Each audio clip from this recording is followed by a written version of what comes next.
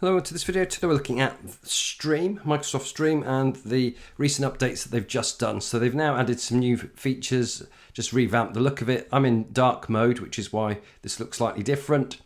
But we've got the ability to upload a video. We've got the option to do a screen recording, a camera recording, or to create a playlist.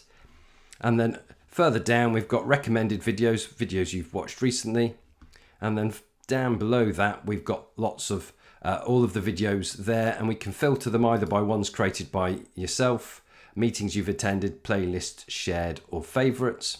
And you can choose to view them by either as a list, as I've got there, or you can click on the 4 boxes here and view them as tiles. So that's what it looks like. But we're going to focus on doing a screen recording. So I can imagine this would be great if you're maybe doing some marking, you want to give some feedback via that, or you're just annotating, giving a video presentation or talking through some information for the students. So we're going to choose screen recording. The first time you do that, the little prompt will come up in the left-hand corner asking you to grant permission.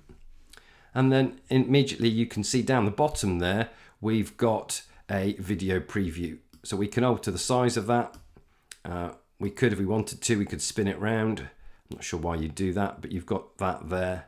And you could position it anywhere within the frame which you want. So we could put it in the top right hand corner if we wanted, or bottom right, or we could leave it in the bottom left. Now you can actually move that, and I'll show you later. You can move that around when you're recording as well, which is really useful. Other additions are, you've got the addition of a teleprompter. So what you can do is you can have your script there, and you can press play as you're recording, and it gives you that teleprompt feature. So just to give you a preview, really useful. It's going through all of the words there. I could be reading off that and making sure that I cover all of the content I need and not having to look down or to one side or the other. So I really like the fact that you've got the teleprompter feature, and if you wanted to, you can adjust the speed.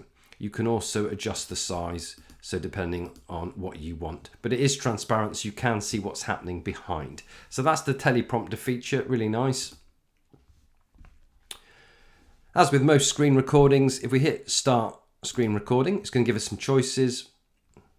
We've got the option to enable audio, so if you're including some sound in what you're doing, something that you're recording has sound, then make sure you flick the little switch there.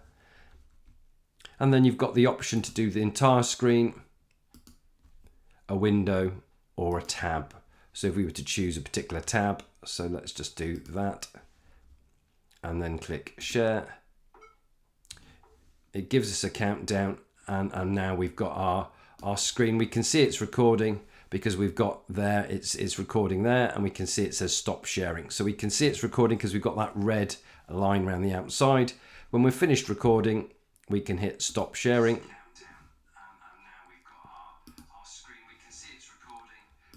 We've now got our preview. So what we can do is we can choose the trim option, and we can drag that in and trim that as we want. When we're happy with how it is, we can hit confirm trim. We could add some music if we wanted to, so we can click add music, and you've got various music options that you can choose from. So let's go with chill, so you could add that. So you can see that's playing as well. So when we're happy with what we've got, we can then click finish, and it will upload that, or we could click download to download that, depending on how we're going to share it.